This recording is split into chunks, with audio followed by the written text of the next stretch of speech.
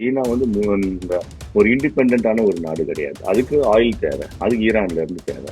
அப்போ உங்களுடைய மேனுஃபேக்சரிங் முழுக்க முழுக்க அதை டிபெண்ட் பண்ணிடுது. நீங்க ஒண்ணு நல்லா புரிஞ்சுக்கணும். அது சுப்ரீம் கமாண்ட் வந்து யாருன்னா ஐஆர்ஜிசிக்கு ஆயத்துல்லா கைமணி. அவங்க இறந்துட்ட பிறகு அது கம்ப்ளீட் டிஸ்கனெக்ட் ஆயிடுச்சு. யாருமே இல்லாத இடத்துல முட்டாள்தனமான ஒரு நியூஸ்லாம் இங்க போட்டுட்டு இருக்காங்க. ஈரானுடைய ராணுவத்தையும் இதையும் கண்ணுல மண்ணை தூவி நாங்க வந்து கப்பலை ஓட்டிட்டு வந்துட்டோம், லைட் ஆஃப் பண்ணி ஓட்டிட்டு வந்துட்டோம். இந்த மாதிரி ஒரு நியூஸ் எல்லாம் போயிட்டு இருக்கு. இந்த டிஜிட்டல் உலகத்துல எல்லாருக்கும் தெரியுங்க. பேஸ்ட் வேர்ல்டு ஆர்டர்ல வந்து இவங்க அமெரிக்கா வந்து எல்லாத்தையும் சூப்பர்வைஸ் பண்ணிக்கும். இந்த பிசினஸ் எல்லாமே இவங்க தான் கண்ட்ரோல் பண்ணிப்பாங்க. சப்ளை செயின்ல இருந்து இன்ஃப்ராஸ்ட்ரக்சர்ல இருந்து உலகத்துல என்னென்ன நடக்கணும்ன்றது இவங்க டிசைன் பண்ணுவாங்க. சவுத் கொரியா வந்து பாத்தீங்கன்னா இவங்களுக்கு முக்கிய நேசம் நாடு. சரிங்களா? இன்னைக்கு சவுத் கொரியால இருந்து நீங்க வந்து தளவாடங்களை எடுத்து இங்க வரைக்கும் அங்க இருக்கிற மருந்து இந்த ஒரு வாழ்க்கை சுச்சுவேஷன் வரும். அது ஒரு நார்த் கொரியா கேப் உருவாகும். அரண்சை நண்பர்களுக்கு வணக்கம்.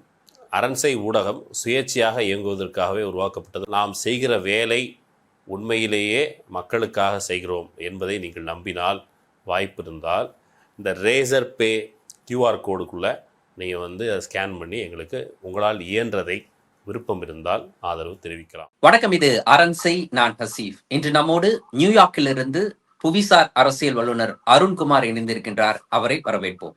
வணக்கம் சார். வணக்கம். ஈரான் மீது அமெரிக்கா இஸ்ரேல் நடத்தி கொண்டிருக்கக்கூடிய அந்த தாக்குதல் 3வது வாரத்தை நோக்கி நகர்ந்துகிட்டு இருக்கு. இந்த சமயத்துல ட்ரம்ப் தரப்புல இருந்து உலக நாடுகளுக்கு, குறிப்பா நேட்டோல இருக்கக்கூடிய நாடுகளுக்கு ஒரு ரிக்வெஸ்ட் வைக்கப்பட்டிருக்கு.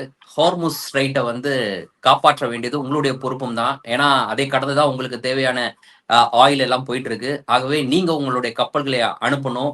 நீங்க காப்பாற்றுவதற்கு அந்த ஹார்முஸ் ஸ்ட்ரைட்டை வந்து திறப்பதற்கு உங்களுடைய உதவி தேவை அப்படின்ற ஒரு கோரிக்கையை முன் வச்சிருக்கிறாரு. ஆனா இதே ட்ரம்ப் தான் வந்து நேட்டோவுக்கு வழங்கி கொண்டிருந்த அந்த அமெரிக்காவினுடைய அந்த பங்கை வந்து குறைத்தது, நேட்டோ தேவையில்லை அப்படின்ற ரேஞ்சில் பேசினது, இப்போ நேட்டோவுடைய உதவியை கேட்டிருக்கிறாரு. எப்படி புரிஞ்சுக்கிறது? உண்மையிலே அமெரிக்காவும் இஸ்ரேலும் ஒரு மிகப்பெரிய நெருக்கடியில இருக்கிறாங்க, தேவையில்லாம இப்படிப்பட்ட ஒரு போரை தொடங்கிட்டோம், நிறுத்துறதுக்கு வழி தெரியாம இருக்காங்க அப்படின்ற மாதிரி இதை புரிஞ்சுக்கலாமா? சரியா சொல்றீங்க ஆசிஃப். ஏன்னா நம்ம இந்த வார் ஸ்டார்ட் பண்ணதுல இருந்து ஏன் முன்னாடியில இருந்து நம்ம பேசிட்டு வரோம். இது வரும்போது இஸ்ரேலுடைய ஈரானுடைய அந்த ஏர் சுப்பீரியாரிட்டி, அது மிசைல் அண்ட் டெக்னாலஜி, அதுக்கப்புறம் அதை கன்சிடர் பண்ணாம இவங்க வார்ல இறங்கினது, அதுக்கப்புறம் கிரவுண்ட் பிளாட்ஃபார்ம் ரெஜிமே சேஞ்சுக்கான கிரவுண்ட் பிளாட்ஃபார்ம்ல இறங்கி இந்த நெத்தனியாவு ப்ரெஷர்ல இது இறங்கினதே வந்து தப்பான ஸ்ட்ராட்டஜி. ஒரு எக்ஸிட் ஸ்ட்ராட்டஜி கூட இல்லாம உள்ள இறங்கினது ரொம்ப தப்பு. அதை முன்னாடி நம்ம பேசிட்டு இருக்கோம். அப்போ வந்து என்னன்னா இந்த வார் வந்து ஒரு 2 வாரத்துக்கு மேல போகுன்றது வந்து தெரியும். ஏன்னா போன வருஷமே இஸ்ரேலோட அந்த எஸ்கலேஷன் நடந்தது கூட அவங்களோட அயன் மெத் தான் வந்து அதை வந்து உடைச்சிட்டு 12 நாள் கண்டினியூஸா நடந்துச்சு அந்த வார். அப்பவே உங்களுக்கு தெரியும் இது வந்து அப்ப இப்ப ட்ரம்ப் வந்து மீடியேட் பண்ணி ஸ்டாப் பண்ணது. ஆனா இப்ப இது வந்து ப்ரெஷர்ல இறங்குனது வந்து இவங்க கிட்டயே அமெரிக்கால இருக்கிற அதே ரிபப்ளிகன் கட்சியில இருக்கிறவங்க சரி, அவங்க ட்ரம்போட மகா குரூப்ல இருக்க முக்கியமானவங்க இந்த வார் வந்து வேண்டாம், இதுக்கு நம்ம இஸ்ரேலோட இந்த இன்ட்ரெஸ்ட் எடுத்து பண்ணணும்னு சொல்றது ஒரு பக்கம். அப்புறம் பென்டகன்ல இருக்கவங்க கூட வந்து இந்த ஏரியல் ஸ்ட்ரைக் எல்லாம் வச்சுக்கிட்டு நம்ம ரொம்ப நாள்லாம் இதை வந்து பண்ண முடியாது, நம்மளோட ஸ்டாக் பைல்ஸும் வந்து குறைஞ்சிட்டே வரும், இதை வந்து பண்ண முடியாது அன்டில் வந்து boots on the ground invasion இல்லாத வரைக்கும் இதை வந்து முடிவுக்கு கொண்டு வர முடியாதுன்னு தான் ஒரு கருத்து. அப்போ நம்ம கடைசி இன்டர்வியூல கூட என்ன பார்த்தோம்னா, இது வந்து எக்ஸிட் ஸ்ட்ராட்டஜி என்னவா இருக்குன்னா, ஒரு மல்டி ஃப்ரண்ட் கன்ஃபரன்டேஷன் மூலயமா போயிட்டு தான் வந்து இதை அப்புறம் அது வந்து 2வது ஆப்ஷன் வந்து ஆயில் பிரைஸ் எவ்வளவு சோக் பண்ண முடியுமோ பண்ணிட்டு, இப்போ வந்து $106 இது வந்துடுச்சு ஒரு பேரல். இப்போ இது $200 வரைக்கும் போச்சுன்னா இந்த உலகம் தாங்காது. கண்டிப்பா அதனுடைய கேஸ்கேட் எஃபெக்ட்ஸ் வந்து ரொம்ப அதிகமா இருக்கும். இந்த 2 ஆப்ஷன் தான். அப்ப மல்டி ஃப்ரண்ட்டுக்கு போயிட்டு அதுக்கப்புறம் வந்து எக்ஸிட் ஆகுற மாதிரி தான் இருக்கும். இப்போ வந்து பாத்தீங்கன்னா அந்த ஒரு பகுதி தான் நம்ம என்ன பார்த்தோம்னா, போன வாரம் இந்த ஒரு கடைசி ஒரு 7 நாள் நடந்த ஈவெண்ட்லாம் வந்து பாத்தீங்கன்னா, சைனாவோட சப்ளை செயினை வந்து கட் பண்றதுக்கான இந்த ஒரு இந்தியன் ஓஷன்ல இருக்கிற இந்தியாவுக்கு பக்கத்துல ஒரு 300 கிலோமீட்டர் இருக்கிற இடத்துல வந்து ஒரு ஈரானோட நேவல் ஷிப்பை வந்து அடிச்சது. அப்போ அங்க இருந்து பாத்தீங்கன்னா கொலம்போ ஈஸ்டர்ன் டெர்மினல் வந்து இருக்கு, அது சைனாவுடைய கட்டுப்பாட்டுல இருக்குது. சரிங்களா? அப்ப இது ஒட்டுமொத்தமா சைனாவுக்கு வந்து ஒரு நெருக்கல், சீனாவை வந்து உள்ள அழிக்கிறதுக்கான ஒரு வழி. அதை அவங்க ட்ரை பண்ணாங்க. அப்பவும் வந்து இதுல வந்து சீனா வந்து ரொம்ப வந்து அக்ரெசிவா வரல உள்ள. அதுக்கப்புறம் இன்னொரு விஷயம் என்ன நடக்குதுன்னா, ஆம், நீங்க இவங்களுடைய அந்த தாடு, அதுக்கப்புறம் பேட்ரியாட் போன்ற இந்த மிசைல்ஸ் ரெப்பலண்ட் சிஸ்டம்ஸ் வந்து பாத்தீங்கன்னா இங்க அடிபட்டு இருக்குது. இவங்களுடைய சுத்தி இருக்கிற ஈரான் சுத்தி இருக்கிற பேசிஸ்ல வச்சிருக்காங்க இல்லையா, இதெல்லாம் அடிபட்டதுனால போன வாரமே அவங்க என்ன பண்றாங்க, சவுத் கொரியால இருந்த பேஸ்ல இருந்து இந்த தாட் அண்ட் பேட்ரியாட் சிஸ்டம்ஸ் இங்க கொண்டு வராங்க. சரிங்களா? ஓகே. அப்போ அப்போ கொண்டு வராங்க. அப்புறம் இப்போ அவங்க இந்த ரிசர்வ்ஸ் வாரம் எல்லாம் மூவ் பண்றாங்க. மூவ் ரிசர்வ்ஸா பண்றாங்க. இருக்கக்கூடிய இதெல்லாம் மூவ் பண்றாங்க. ஆ மூவ் பண்றாங்க. அதுக்கப்புறம் ம். வந்து இந்த வாரம் வந்து 2500 மெரைன் ட்ரூப்ஸ வந்து அங்கருந்து கொண்டு வந்து கார்க் ஐலாண்ட், அதாவது ஈரானுடைய கார்க் ஐலாண்ட் கொண்டு வராங்க. கார்க் ம். ஐலாண்ட் வந்து கிட்டத்தட்ட 90 விழுக்காடு ஆன ஈரானுடைய எண்ணெயை ஏற்றுமதி பண்ண ஒரு பாயிண்ட் அது. சரிங்களா? ம். அப்ப அந்த கார்க் ஐலாண்ட்ல கிரவுண்ட் இன்வேஷன் பண்றதுக்கான ஒரு வேலை ஒரு பக்கம் நடக்குது. அதே டைம்ல வந்து பாத்தீங்கன்னா, நம்ம போன வாரம் வந்து என்ன பண்ணாங்க, மெரிட்டோரியன்ல இருந்து யுஎஸ் ஜெரால்ட் ஃப்ளீட், அது பெரிய ஃப்ளீட், நேவல் ஃப்ளீட், அதை வந்து ரெட் சீக்கு கொண்டு வராங்க. அப்ப அந்த ரெட் ம். சீக்கு கொண்டு வரும்போது என்னன்னா, இப்ப இங்க அப்போ ஹூத்திஸ் அப்ப ரெட் சீக்கு கொண்டு வரும்போது அப்ப ஈரான் வந்து ஹூத்திஸ்க்கு வந்து ஒரு சிக்னல் கொடுக்கும். சரிங்களா? ம். இப்ப ம். இதுதான் இந்த மல்டி ஃப்ரண்ட் கான்ஃபரன்ஸ். இவர் எல்லாம் அப்ப முன்னாடியே சொன்ன ட்ரம்ப் வந்து எல்லாரையும் கொண்டு வர ட்ரை பண்ணுவாருன்னு நம்ம போன வாரம் நம்ம பேசிட்டு இருந்தோம். இப்போ ஆமா. இல்ல அதுல இந்த இடத்துல ஒரு டவுட். அந்த ஹூத்தீஸ பொறுத்த வரைக்கும் நான் ஒரு நியூஸ் ரிப்போர்ட் பார்க்கும் பொழுது, அவங்க தரப்பிலேயே ஹூத்தீஸ்குள்ளேயே வந்து 2 வேறுபட்ட கருத்து இருக்கு. இந்த போர்ல கலந்துக்கலான்னு ஒரு சிலரும், போர்ல கலந்துக்க கூடாது அப்படின்னு ஒரு சிலரும் சொல்றாங்க. அதுல ஒரு பிளவு இருக்கு அப்படின்னு சொல்றாங்க. அது உண்மைங்களா? அது என்னன்னா, போன வருஷம் வந்து இந்த இஸ்ரேல் இந்த ஈரானோட எஸ்கலேஷன் அப்பவே வந்து என்ன பண்ணாங்க, ஒரு அக்ரிமெண்ட்டுக்கு ஒரு ரிசல்யூஷனுக்கு வந்து அமெரிக்காவும் ஹூத்திஸும் வராங்க. இந்த மாதிரி வந்து ம். நாங்க நீங்க வந்து அந்த ஹூத்திஸ் அதாவது ஜிபூட்டி சைட்ல இருக்கிற ம். டிரான்சிட் மெரிடைம் டிரான்சிட் நீங்க எதுவும் இது பண்ணக்கூடாது, அவங்களுக்குள்ள ஒரு உடன்படிக்கை இருக்கு. சரிங்களா? ஆனா ஈரான் பிரச்சனை ரொம்ப எஸ்கலேட் ஆகும்போது நாங்க அந்த உடன்படிக்கை மீறுவோம்னு சொல்லியிருக்காங்க. சரிங்களா? ஓகே. ம். யாரு ஹூத்திஸ் சொல்றாங்க. ஸோ ம். ஏற்கனவே வடக்கு பகுதியில வந்து ஹெஸ்புல்லா, லெபனான்ல இருந்து ஹெஸ்புல்லாவை வச்சு இவங்க வந்து தாக்குதல் நடத்துறாங்க. அதுக்கு பதிலடி இவங்க என்ன பண்றாங்கன்னா, குர்திஸ இறக்குறாங்க. உள்ள குர்தியா ம். இருக்கிறாங்க. ஆனா அது ரொம்ப அது கூட எவ்வளவு சக்சஸ் ரேட், அதோட சக்சஸ் ரேட் எப்படி இருக்குன்னு சொல்ல முடியாது. ஏன்னா இங்க வந்து இந்த அயத்துல்லா கேமனி கொல்லப்பட்டது வந்து அது ஷியா சுன்னி டிஃபரன்ஸ் மீறி அது கன்சாலிடேட் பண்ணிருக்கு. ஷியா சுன்னி மக்களை வந்து கன்சாலிடேட் பண்ணிருக்கு. அப்போ அந்த ஃபேக்டர் வந்து எடுபடாத போது இவங்க என்ன பண்றாங்க, ஆம், இந்த கடந்த ஒரு வாரமாகவே ஆயில் பிரைஸ் வந்து அதிகமானது வந்து தெற்காசிய நாடுகளுக்கும் மற்றபடி கிழக்காசிய நாடுகளுக்கும் ஒரு பிரச்சனையை வந்து உள்ள கொண்டு வருது. அப்ப ம். அவங்க என்ன பண்றாங்கன்னா, வெறும் நேட்டோ மட்டும் கிடையாது, எல்லாரையும் இன்க்ளூடிங் சைனாவையும் கூப்பிடுறாங்க. நீங்க வந்து ஆமாமா. ரொம்ப உங்களோட முக்கியமான ஒண்ணு. சைனாவ ஆ, வந்து இன்வைட் பண்றாங்க. வாங்க, நீங்க வந்து காப்பாத்துங்க அப்படின்ட்டு. அதை அதை எப்படி அது புரிஞ்சுக்கிறது? அது எப்படி புரிஞ்சுக்கிறதுனா, இப்ப வந்து இதுக்கு இவ்வளவு கண்ட்ரோல் மீறி போகுது. இப்ப அமெரிக்கா, ம். இஸ்ரேல் கண்ட்ரோல் மீறி போயிட்டு உங்களால எதுவுமே பண்ண முடியல. அப்ப நீங்க வந்து உள்ள வந்துருங்க. வந்துட்டு என்னன்னா, நீங்க ஸ்ட்ரெய்ட் ஆஃப் ஹார்மோஸ் வந்து எங்களுக்கு மட்டும் பிரச்சனை, உங்களுக்கும் பிரச்சனை. See, இந்த ம். ஸ்ட்ரெய்ட் ஆஃப் இப்போ வந்து ஸ்ட்ரெய்ட் ஆஃப் ஹார்மோஸ முதல் போன வாரத்துல வந்து இவங்க என்ன பண்ணாங்கன்னா, அத கண்ட்ரோல் பண்ணி அந்த சோக் பாயிண்ட், அதுக்கப்புறம் naval fleet, Iran naval fleet Indian ocean அடிச்சது கூட வந்து என்னன்னா, ஈரானுக்கும் சீனாக்கும் இருக்கிற ஒரு சப்ளை செயின். இதுல வந்து 2 பேருக்கும் வந்து ஒரு வின் வின் சிச்சுவேஷன் தான். எப்படின்னா, எனர்ஜி இங்க இருந்து சீனாக்கு போகும். சீனா ம். டிஜிட்டல் பொருட்களையும் மற்ற பொருட்களையும் உற்பத்தி பண்ணி திருப்பி இங்க அனுப்பும். ம். சரிங்களா? அப்ப அந்த கட் பண்ணா ஒரு பக்கம் ஆயில் எக்ஸ்போர்ட் கட் ஆகும். எனர்ஜி இருந்தா தானே இவங்க வந்து ப்ரொடக்ஷன் பண்ண முடியும். ஸோ அப்ப ம். ப்ரொடக்ஷன் பண்ண முடியலன்னா அப்ப திருப்பி ஈரானுக்கு வராது இல்லையா? அப்ப ம். இந்த இந்த ஆங்கிள் தான் அதை வந்து ஸ்டாப் பண்ணாங்க. ஆனா இப்போ வந்து என்ன நடக்குதுன்னா, இப்போ எனர்ஜி கட் ஆயிடுச்சுன்னா, இப்போ எனர்ஜி ம். கட் ஆச்சு, உங்களுடைய மத்த பொருள், நீங்க உங்களுடைய மத்த சப்ளை செயினும் அடிவாகும். உங்களுடைய மேனுஃபேக்சரிங் இப்போ வந்து சீனா வந்து ஒரு இண்டிபெண்டான ஒரு நாடு கிடையாது. அதுக்கு ஆயில் தேவை. அதுக்கு ஈரான்ல இருந்து தேவை. அப்போ உங்களுடைய மேனுஃபேக்சரிங் முழுக்க முழுக்க அதை டிபெண்ட் பண்ணியிருக்கு. உங்களோட பொருளாதாரம் அதை டிபெண்ட் பண்ணி இருக்கும்போது, அப்ப ம். நீங்க வந்து உங்களுக்கும் அது பாதிக்கும்னு சொல்லி சீனாவை வந்து உள்ள கூட்டு வர ட்ரை பண்றாங்க. சரி, இந்த சரிங்களா? இடத்துல ஒரு பிரச்சனை எழுது. சைனாவ பொறுத்தவரைக்கும் ஈரானோடைய ஒரு நட்பு நாடுன்ற அடிப்படையில, அவங்களுக்கு அந்த ஹார்முஸ் ஸ்ட்ரெய்ட்ல வந்து அவங்களுடைய வெசல் மூவ் பண்றதுக்கு கன்செஷன் ஈரானால் கொடுக்கப்படலையா இதுவரைக்கும்? இல்ல அது எனக்கு 3 நாடுகளுக்கு மட்டும் தான் குடுத்துருக்காங்க. ஒண்ணு ம். ஈரான், சாரி, ஒண்ணு சீனா, ரஷ்யா, பங்களாதேஷ். இந்த ஓகே. மூணு நாடுகளுக்கு மட்டும்தான் வந்து கொடுத்திருக்காங்க. அதுக்கப்புறம் வந்து போன வாரம் இதே ஒரு 2-3 நாளுக்கு முன்னாடி இந்தியாவுடைய கப்பலுக்கு அனுமதி கொடுத்தது வந்து ஒரு ரூமர் வந்து அது வந்து ஒரு நாங்க என்ன பாக்குறோம்னா அதை வந்து Indian government damage productive mechanism தான் அதை பாக்குறோம். அது வந்து ஒரு ஃபேக் ப்ரொபகேண்டாவா தான் பாக்க. ஏன்னா இது நாள் வரைக்கும் நீங்க ஒண்ணு நல்லா புரிஞ்சுக்கணும் ஆசிஃப். இந்த வார் அதாவது சுப்ரீம் கமாண்ட் வந்து யாருன்னா ஐஆர்ஜிசிக்கு ஆயத்துல்லா கைமணி அவர் இறந்துட்ட பிறகு அது கம்ப்ளீட் டிஸ்கனெக்ட் ஆயிடுச்சு. ஒண்ணு ஐஆர்ஜிசியும் இப்ப இருக்க அட்மினும் கம்ப்ளீட் டிஸ்கனெக்ட். இப்ப நீங்க அதை எப்படி புரிஞ்சுக்கலாம்னா இப்ப இருக்கிற ஈரானுடைய பிரதமர் வந்து சொல்றாரு, நாங்க அரபு வளைகுடா நாடுகளை நாங்க தாக்குறதுக்கு நாங்க வருத்தம் தெரிவிக்கிறோம்ன்றாரு. அது தெரிஞ்சிட்டு இருக்கும்போது அடுத்த இதுலயே வந்து ஒரு மிசைல் வந்து அங்க போய் விழுது. அப்ப கம்ப்ளீட்டா இவங்க கூட டிஸ்கனெக்ட் ஆயிருக்குன்னு தெரிஞ்சது. இப்ப இவங்க சொல்றது வந்து என்னன்னா ஒரு டெல்லியில இருக்கிற ஒரு தூதரை வச்சுட்டு பேச சொல்றாங்க, சரிங்களா? அதுக்கப்புறம் அவங்களுடைய ஃபாரின் மினிஸ்டர் பேச கம்ப்ளீட்டா இங்க டிஸ்கனெக்டே இருக்குது. இப்ப ஐஎஸ் தன்னிச்சு போடுது. அது ஒரு 31 ஜோனா பிரிச்சு தன்னிச்சு அவங்களுக்கான ஸ்டாக் பைல்ஸ் தனியா கொடுத்துருக்காங்க. அவங்களுக்கான இன்ஸ்ட்ரக்ஷன்ஸ் தனியா முன்னாடியே போயிடுச்சு. இந்த மாதிரி ஒரு அசாசினேஷன் எதனா நடந்துச்சுன்னா இப்படிதான் போகணும்னு பண்ணிட்டாங்க. இப்போ நெகோசியேட் யார் கூட போய் பண்ணுவீங்க? இது ரெண்டுமே மிலிட்டரி ஒரு பக்கம் தனிச்சு இயங்குது, இண்டிபெண்டா அரசாங்கம் ஒரு பக்கம் இயங்குது. இங்க நெகோசியேட் பண்றதுக்கான ஒரு டிசாஸ்டரான ஒரு நிலைமையில தான் இருக்கு. யாரு கூட போய் பேசுங்க ஒன்னும் புரியல இது. அப்ப ஃபாரின் மினிஸ்டர் வந்து டெஸ்பரேட்டா கிட்டத்தட்ட ஒரு 4-5 தடவை இப்போ பேச்சுவார்த்தை நடத்தி இருக்கிறாரு. அந்த பேச்சுவார்த்தை எல்லாமே வந்து அட்மினிஸ்ட்ரேஷனோட நடந்த பேச்சுவார்த்தை, ஐஆர்ஜிசியோட நடக்காத ஒரு பேச்சுவார்த்தை. ஐஆர்ஜிசியோட பேசாட்டினா எதுவும் நடக்காது, அப்படிதான் சொல்றீங்க? எதுவுமே நடக்காது, அவ்வளவுதான். ஐஆர்ஜிசி ஆனா அந்த நிலைமைக்கு கொண்டு வந்து போயிடுச்சு. வரக்கூடாது, எந்த நிலைமைக்கு வரக்கூடாதோ அந்த நிலைமையில இங்க இருக்குது.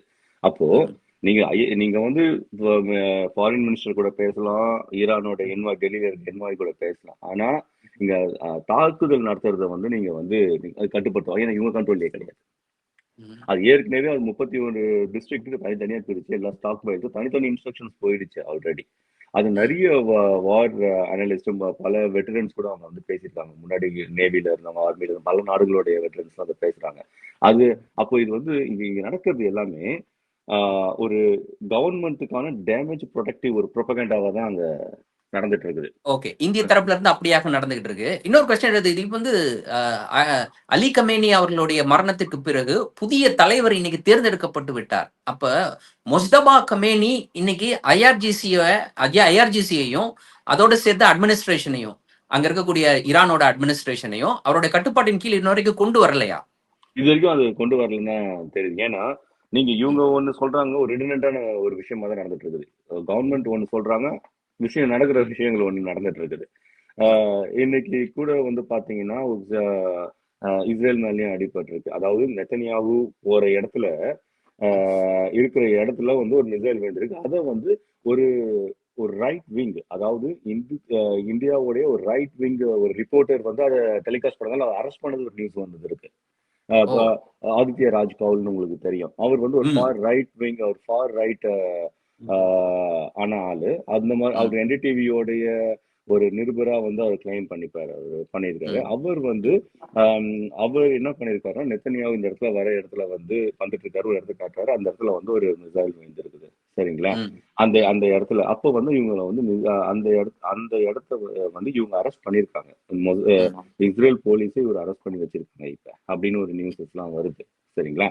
அப்ப என்னன்னா இங்க பேசிட்டு இருக்கிறது கவர்மெண்ட்டும் ஐஆர்ஜி தனித்தனியா போறது இந்த ஊர்ஜிதமா வந்து இப்படி ஒண்ணு நடந்திருந்தா நான் என்ன சொல்றேன்னா, இப்ப ஓரளவுக்கு நீங்க ஐஆர்ஜிசியும் அட்மினிஸ்ட்ரேஷனும் ஈரானோட அட்மினிஸ்ட்ரேஷனும் ஒரு சிங்க்ல இருந்தாங்கன்னா பேச்சுவார்த்தை நடத்திருக்கலாமே, சரிங்களா? பேச்சுவார்த்தை நடத்த முடியாம எதுக்கு ஒரு நேட்டோவை கூப்பிடுறாரு, ஸ்ட்ரைட் ஆஃப் ஹார்முஸை வந்து ஓபன் பண்ண? அப்ப கண்ட்ரோலே இல்லாம போயிட்டு இருக்குது இங்க. அப்ப இவர் பேச்சுவார்த்தை நடத்துற ஒரு முடிவுல இருக்கிறாரு. இன்னைக்கு கூட அனௌன்ஸ் பண்ணிருக்காரு, ஈரானோட பேச்சுவார்த்தை நடத்த நாங்க தயாரா இருக்கோம், அவங்க தயாரா இல்ல அப்படின்ற ஒரு தகவலை சொல்றாரு. அப்படின்னா உண்மையிலே இந்த குழப்பம் தான் அதற்கு காரணம். இந்த குழப்பம் தான் அதுக்கு காரணம். இந்த குழப்பம் தான் காரணம். அப்ப அதனாலதான் இவங்க என்ன பண்றாங்க, இது முடியாதுன்ற போகும்போது தான் அப்போ 2 ஆப்ஷன் நம்ம சொன்ன அந்த ஆப்ஷன் மல்டி ஃப்ரண்ட் கன்ஃபரன்டேஷனை எடுக்கிறது. இன்னொன்னு வந்து பாத்தீங்கன்னா இந்த கிரைசிஸை கொண்டு போறது. அப்படியே கொண்டு போனா ஒரு பாயிண்ட் ஆஃப் டைம்ல வந்து நீங்க ஆயில் பிரைஸ் நீங்க 106, 150, 150, 200ன்னு போயிடுச்சுன்னா பேன் இல்லை. நீங்க அந்த நாடுகள் மட்டும் கிடையாது, நல்ல மத்த இதை நம்பி இருக்கிற 80%, 90% நம்பி இருக்கிற இந்தியா போன நாடுகள் உள்நாட்டு பிரச்சனைகள் வரும். நீங்க மக்களை நீங்க இது வரைக்கும் ஏமாத்திட்டு போயிடலாம். நீங்க நம்ம நம்ம டிப்ளமேட்டிக் வெற்றி, நம்மளுடைய பிரதமர் வந்து டிப்ளமேட்டிக் வெற்றின்னு சொல்லிட்டு நம்ம வந்து அடிச்சிட்டு போற யாருமே இல்லாத இடத்துல சில முட்டாள்தனமான ஒரு நியூஸ்லாம் இங்க போட்டுட்டு இருக்காங்க. அதாவது ஈரானுடைய ராணுவத்தையும் இதையும் கண்ணுல மண்ணை தூவி நாங்க வந்து கப்பலை ஓட்டிட்டு வந்துட்டோம், லைட் ஆஃப் பண்ணி ஓட்டிட்டு வந்துட்டோம், இந்த மாதிரி ஒரு நியூஸ் எல்லாம் போயிட்டு இருக்கு. இதுக்கு இந்த டிஜிட்டல் உலகத்துல எல்லாருக்கும் தெரியுங்க. ஒரு ட்ரால் மெட்டீரியலா மாறிட்டு இருக்குது இன்னைக்கு சுச்சுவேஷன் வந்து. இப்போ இவங்க பண்ற ஒரு ப்ரொபகண்டா இருக்கு இல்லையா, டெல்லி பேஸ்ட் மீடியா பண்ற ப்ரொபகண்டா எல்லாமே ஒரு ட்ரால் மெட்டீரியலா வந்து இங்க குளோபல் இதுல வந்து பார்த்துட்டு இருக்கு. முன்ன மாதிரிலாம் நீங்க ஒரு 20 வருஷத்துக்கு முன்ன மாதிரி நீங்க ஃபேக் நேரேட்டிவ்ஸை ரெடி பண்ணியே நீங்க வந்து பல இது அழிச்சிருக்கீங்க. அதாவது ஒரு இஸ்லாமோபோபிக் நேரேட்டிவ்ஸுக்கு உருவாக்குனதுக்கும் அந்த டெல்லி மீடியாவுக்கு இது இருக்கு, சரிங்களா? அதே போல ஆன்டி தமிழ் நேரேட்டிவ் ஸ்ரீலங்கால உருவாக்குனதுக்கும் இவங்களுக்கு வந்து பெரிய பங்கு இருக்குது, சரிங்களா? இந்த இதெல்லாம் இன்னைக்கு வந்து உடஞ்சி சுக்குநூறா போயிருக்குது, சரிங்களா? இப்ப இந்த விஷயத்துக்கு வருவோம். இப்ப இந்த மாதிரியான மற்ற நாடுகளுக்கும் சரி, ஆயில் இண்டிபெண்டன்ட் இல்லாத நாடுகளுக்கு ஒரு உள்ளுக்குள்ள பிரச்சனை வந்துடும். ஒரு $100 $200 போயிடுச்சுன்னா உங்களுக்குள்ள மற்ற விலைவாசிகள் எல்லாம் வரும், மக்களை கட்டுப்படுத்த முடியாது. இப்ப இதெல்லாம் இந்த சினாரியோ போக போக வச்சுட்டு அதுக்கு அப்போ போனாலும் ஒரு எல்லாருமே ஒன்னா சேர்ந்து கூடுற பேச்சுவார்த்தைகள் வரும். அது மட்டும் இல்லாம ட்ரம்ப்புக்கு இன்னொரு அழுத்தமும் இருக்குது. என்னன்னா, இன்னைக்கு இவங்க சூப்பர் பவர்ன்ற ஒரு ஹெஜிமோனிக்கல் பவர்ன்ற ஒரு வல்லரசுன்ற ஒரு இதை வச்சிருக்காங்க. இவங்க இவங்களால எக்ஸிட் வர முடியாது. அப்ப மற்ற நாடுகள் இவங்க போய் பேசலாம், மற்ற நாடுகள் சண்டை போட்டு இவங்க போய் தலையிடலாம். இப்ப இவங்களே சண்டை போட்டு இருக்கும் போது பண்ணலன்னா அது வந்து ஒரு இவங்க ரூல் பேஸ்ட் ஆர்டர்னு சொல்லி இவங்க உருவாக்கப்பட்ட அந்த சிஸ்டம் வழியா தான் அவங்க பேசுவோம். அந்த சிஸ்டம் தான் இவங்களுக்கு வந்து ஸ்டாப் பண்ணணும். எல்லாருமே இந்த கிரைசிஸ் எல்லாம் போகும்போது எப்ப இது முடியாது, நம்ம இதை ஸ்டாப் பண்ணலான்ற ஒரு இதுக்கு தான் வருவாங்க. நேட்டோவை ஏன் இங்க கொண்டு வரான்னா, நாளைக்கு இந்த வாரம் வந்து முடிக்க முடியலன்னா எங்களுடைய ஹெஜிமோனிக்கல் பவர் இருக்க வரைக்கும் தான் உங்களுக்கு பேக்கப். அமெரிக்கா இருக்கிற வரைக்கும் தான் நேட்டோ. அமெரிக்கா இல்லாட்டினா நேட்டோ கிடையாது. நேட்டோ, ஆமா, அது ஒரு நேட்டோ மட்டும் கிடையாது, அது யூரோப்பியன் யூனியனுக்கும் தான் சேர்த்து சொல்றது ஒரு மெசேஜ் தான். அப்போ நாங்க இருக்கிற வரைக்கும் தான் இது. ஏற்கனவே உங்களதுல வந்து பல குழப்பங்கள் இருக்குது உங்க நாட்டுல. அதாவது 2ஆம் உலக போருக்கு முன்னாடி பல எத்னிக் கான்ஃபிளிக்ட், அதாவது சவுத் ஏசியால, மிடில் ஈஸ்ட்ல, ஈஸ்ட் ஏசியால என்னென்ன எத்னிக் வேர்ல்டு பழைய உலகம் சொல்ற எத்தனை எத்னிக் கான்ஃபிளிக்ஸ் இருக்கோ அது இங்கேயும் அப்ளிகபிள் தான், யூரோப்லயும் அப்ளிகபிள் தான். இது நாள் வரைக்கும் வந்து அந்த 2ஆம் உலக போருக்கு பிறகு உருவான அந்த அன்செட்டில்டு ப்ராப்ளம் ஒன்றும் செட்டில் ஆகல. அது யூரோப்பையும் சேர்த்தி. ஒரு பக்கம் கேட்டலோனியா, ஒரு பக்கம் இந்த ஸ்பெயின்ல கேட்டலோனியா, இந்த மாதிரி நிறைய இஷ்யூக்கள் இருக்குது. அதே போல யூரேஷியாலையும். அப்ப இந்த இடத்துல வந்து நாங்க உங்களை ப்ரொடெக்ட் பண்ணணும்னா, நீங்க உங்களுக்கு ப்ரொடெக்ட் பண்ணணும்னா நான் அதிகாரத்துல இருக்கணும், நான் வல்லரசோட அந்த இதுல இருக்கணும். அப்ப நான் போயிட்டேன்னா அப்போ நீங்க எல்லாமே வந்து காலியாயிடுங்கன்னு ஒரு மெசேஜ் தான் இங்க கொடுக்குறேன். அதுதான் இன்னைக்கு ட்ரம்போடைய ஸ்டேட்மெண்ட் அதுதான் இருக்கு. நீங்க ஆயில கண்ட்ரோல் பண்றவங்க அதாவது ஸ்ட்ரெயிட் ஆஃப் ஹார்மஸை கண்ட்ரோல் பண்ணாதான் நம்ம வந்து ஆயில் சப்ளை, இந்த ஆயில் சப்ளை நம்ம அந்த சப்ளை செயின் நம்ம கண்ட்ரோல் எடுத்ததான் வல்லரசு. இது தெளிவா ட்ரம்ப் சொல்லியிருக்காரு, சரிங்களா? இப்ப நாளைக்கு அந்த பிரச்சனை வரும்பொழுது ஏற்கனவே அந்த இடத்துல இருக்கிற ரஷ்யாவோட இன்ஃப்ளூயன்ஸ் அதிகமாகுது. அந்த இடம் வந்து ரஷ்யாவோட ஸ்பியர் ஆஃப் இன்ஃப்ளூயன்ஸ்க்கும் சீனாவோட ஸ்பியர் ஆஃப் இன்ஃப்ளூயன்ஸ்க்கும் போற இண்டிகேஷனை வந்து ட்ரம்ப் இன்னைக்கு கிளியரா சொல்லிட்டாரு. இப்போ இந்த கால்ல இப்ப இவங்க தயக்கமா இருக்கிறாங்க இருந்தாலும் இவங்க என்ன சொல்றாங்க, சுவிட்சர்லாந்து என்ன சொல்றாங்க, அது முடியவே முடியாது, நாங்க என்னோட ஏர் ஸ்பேஸ் யூஸ் பண்ண முடியாதுன்னு சொல்லியிருக்காங்க, சரிங்களா? ஆனா ஆஸ்திரேலியா அப்படி இது வரைக்கும் சொல்லல, மற்ற நாடுகள் வந்து சொல்லல. ஆனா இப்ப இந்த ஒரு பாயிண்ட் ஆஃப் டைம்ல இவங்க வந்து போய் பேசி இதை வந்து மல்டி ஃப்ரண்ட் கண்ட்ரோல் நேட்டோ உள்ள கொண்டு வரதுக்கான வேலைகளை தான் வந்து இப்ப பண்ணிட்டு இருக்கேன் வாஷிங்டன் டிசில அதை நடந்துட்டு இருக்கு. அப்போ நேட்டோ ஒரு கட்டத்துல இந்த போர்ல இன்வால்வ் ஆகும் அப்படின்னு சொல்றீங்களா? இது இன்வால்வ் ஆகும்னு ஒரு கான்பிடென்டா சொல்றதுக்கு முன்னாடி அந்த கட்டாயம் உங்களுக்கு இருக்கு. அந்த அதுக்கு போறதுக்கு முன்னாடி வேற எதனா ஆப்ஷன்ஸ் இருக்கா? இந்த ஒரு வாரத்துல, இந்த ஒரு 2-3 நாள்ல வேற எதனா பண்ண முடியுமா? இப்போ வேற எதனா பண்ண முடியுமா? வேற யாரா தேர்ட் பார்ட்டியை வச்சு மீடியேட் பண்ண முடியுமான்றது வந்து ஒரு அப்படியும் பார்த்துட்டு இருக்காங்க. ஆனா ஈரானை பொறுத்த வரைக்கும் என்னன்னா, அவங்க நல்லா புரிஞ்சுக்கினாங்க பழைய எக்ஸ்பீரியன்ஸ்ல இருந்து.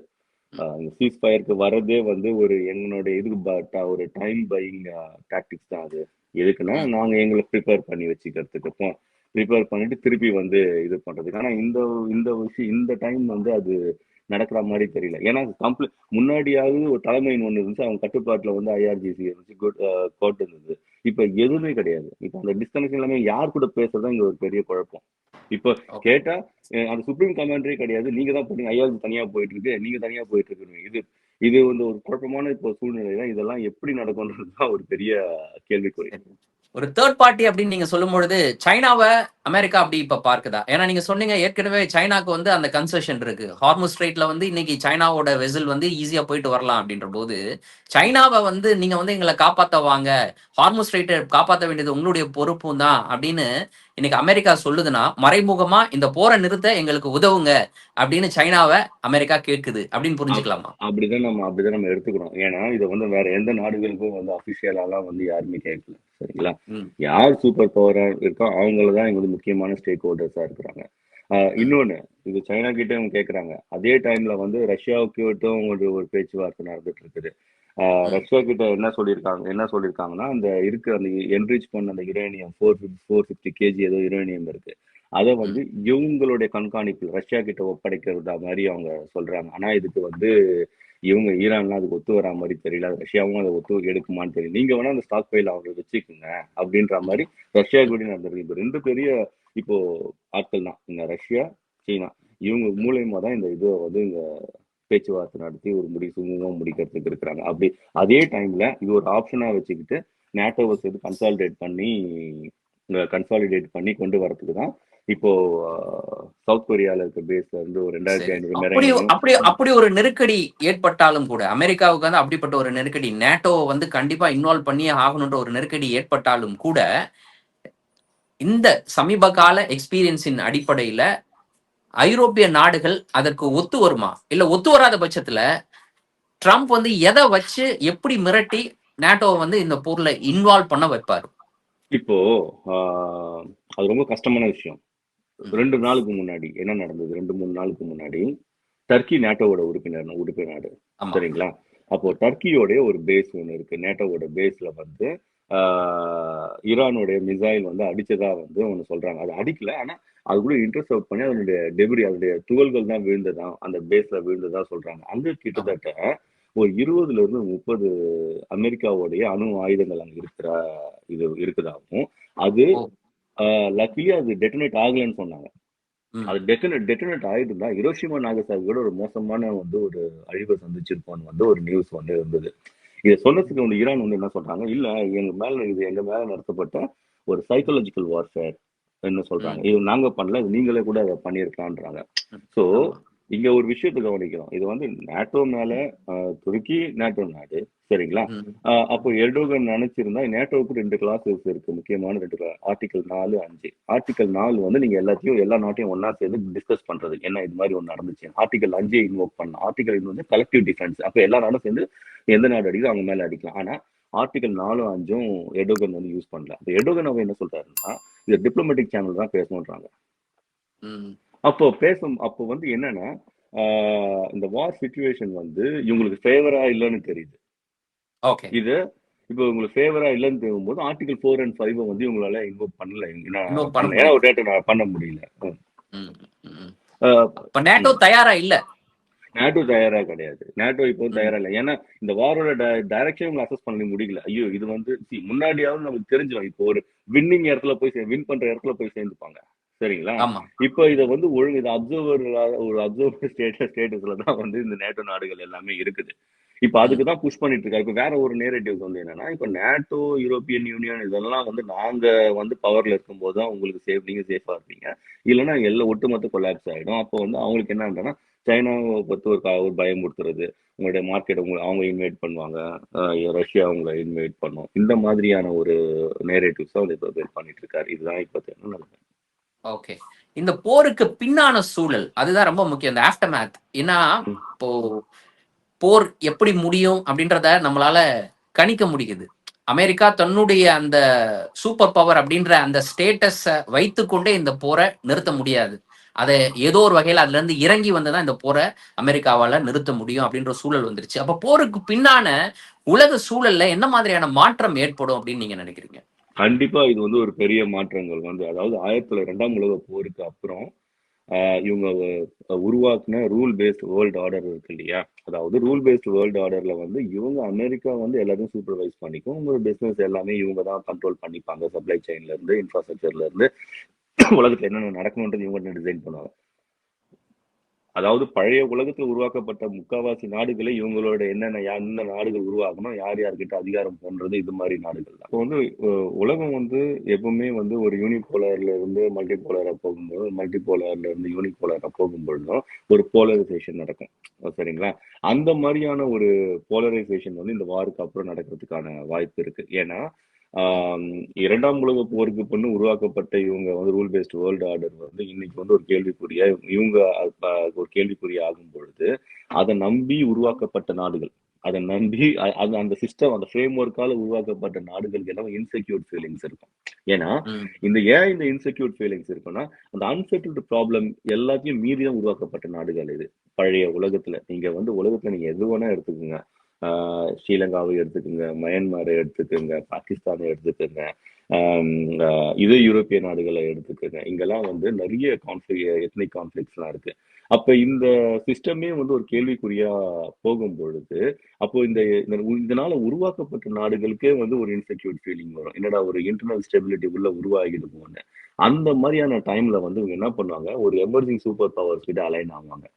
அப்போ அந்த போலரைசேஷன் நடக்கும். அப்போ அந்த போலரைசேஷன் நடக்காம விடுறதுக்கு இன்னொரு என்ன பண்ணுவாங்கன்னா, இன்னொரு வல்லரசு வந்து என்ன பண்ணுன்னா அதை உடைக்கிறதுக்கான இதுகளை உருவாக்கும். இந்த மாதிரி இன்னும் ஒரு அடுத்த 20-30 வருடங்களுக்கு இந்த மாதிரி தான் உலகம் இந்த நிலைமையில தான் போகிறதுக்கான அதிக வாய்ப்பு இருக்கு. ஓகே, குறிப்பா மிடில் ஈஸ்டோட நிலைமை என்ன ஆகும், பெட்ரோ டாலரோட நிலைமை என்ன ஆகும்? மிடில் ஈஸ்டோட டாலர் வந்து என்னன்னா, நீங்க வந்து பெட்ரோல் வந்து ஒரு அடுத்த ஒரு 50-100 வருஷத்துக்கு போகுதுன்னு வச்சுங்களா, அதுக்கப்புறம் உலகம் வந்து நீங்க வந்து இந்த இவி எனர்ஜிக்கு போக போகுது. சரிங்களா? அதுக்கான மும்முரமான வேலைகளை முக்கிய வல்லரசுகள் வந்து செய்ய ஆரம்பிச்சிட்டாங்க. உதாரணமா சீனா, அமெரிக்கா போன நாடுகள் அதுக்கான ரேர் எர்த் மினரல்ஸை ஃபோக்கஸ் பண்ண ஆரம்பிச்சிட்டாங்க இப்பவே. சரிங்க, அந்த அந்த டிரான்ஸ்ஃபர்மேஷன் நோக்கி போகுது. ஆனா அதுக்கு முன்னாடி வரைக்கும் என்னன்னா, இப்போ வந்து இந்த இஸ்லாமிய நாடுகள் எல்லாமே வந்து ஒரு ஃப்ராக்மெண்டடா இருந்திருக்கு. அவங்களுக்குள்ள ஒரு யூனிட்டி இல்லை. எஸ்பெஷலி வந்து இந்த ஓசிசி கண்ட்ரிஸ் எதுவுமே வந்து ஒரு இது இல்லை. ஏன்னா அந்த இடத்துல ஒரு சூப்பர் பவர் ஸ்டேட்டஸ்ல ஒரு நாடுகள் கிடையாது. சரிங்களா? அப்ப இவங்க எல்லாமே வந்து ஒரு வெஸ்டர்ன் மேற்கத்திய நாடுகளுக்கான ஒரு ஊதுகுழல் நாடா இருந்திருக்கு. இப்ப இந்த சினாரியோ வந்து இங்க மாறுபடும். இப்ப இந்த சினாரியோ வந்து மாறுபடும் பொழுது, ஏன்னா இன்னைக்கு வந்து எல்லா பேஸ்லயும் அங்க இருக்கிற எல்லா பேஸ்லயும் ஈரான் அடிக்கிறாங்க. சரிங்களா? ஆனா அதை ப்ரொடெக்டுக்கு அதே போல சவுத் கொரியா வந்து பாத்தீங்கன்னா இவங்களுக்கு முக்கிய நேச நாடு. சரிங்களா? இன்னைக்கு சவுத் கொரியால இருந்து நீங்க வந்து தளவாடங்களை எடுத்துட்டு இங்க வரைக்கும் அங்க இருக்கிற மருந்து அங்க ஒரு வாலட்டைல் சிச்சுவேஷன் வரும். அங்க ஒரு நார்த் கொரியா கேப் உருவாகும். அப்ப அவங்களுக்கான செக்யூரிட்டி. அப்ப அமெரிக்காவை நம்பி நான் பேஸ் கொடுத்தேன். இன்னைக்கு அந்த பேஸ்னால எனக்கு பிரச்சனை. அந்த பேஸ் அழியும் பொழுது அப்ப எனக்கு வேற என்ன ஆல்டர்னேட்டிவ் கெப்பாசிட்டி இருக்கு, வேற என்ன ஆப்ஷன் இருக்குன்ற போது இங்க சில பல மாற்றங்கள் அதாவது இந்த யார் கூட போறதுல இருக்கிற அந்த மாற்றங்கள் வந்து நடக்கும். அது வந்து ஒரு ட்ரேட் காமர்ஸ்ல இருந்து அரசியல் வரைக்கும் நிறைய மாற்றங்கள் சந்திக்கும். அரசியல் என்று வரும்பொழுது இஸ்லாமிய நாடுகளுக்கு தலைமை பொறுப்பை ஈரான் ஏற்பதற்கு வாய்ப்பு இருக்கா, அந்த சன்னி ஷியா பிரிவை தாண்டி?